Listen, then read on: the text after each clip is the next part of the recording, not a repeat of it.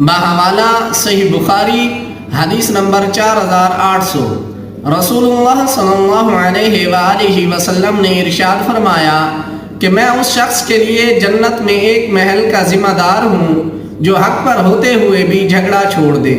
تو سامعین کرام، بیان کردہ حدیث میں ہمیں ایک بڑی اہم بشارت دی گئی ہے کہ دنیا کے اندر جو بندہ حق پر ہوتے ہوئے جھگڑا چھوڑ دے گا، لڑائی ختم کر دے گا، کسی کے دست و گریباں نہیں ہوگا، درگزر سے کام لے گا، تو اس کو اس کی اس کام کی بدولت اللہ پاک جنت میں ایک محل عطا کریں گے۔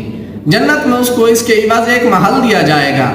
تو یعنی سوچئے کہ جھگڑا چھوڑیے اور جنت لے لیجئے، یہ ہمارے نبی کی حدیث ہے۔ لیکن ہم اگر اپنا محاسبہ کریں موجودہ دور میں، ہمارے اندر تو برداشت ہے ہی نہیں۔ ہم اتنے جلد باز ہو چکے ہیں، اتنے غصے کے تیز ہو چکے ہیں، ہم اینٹ کا جواب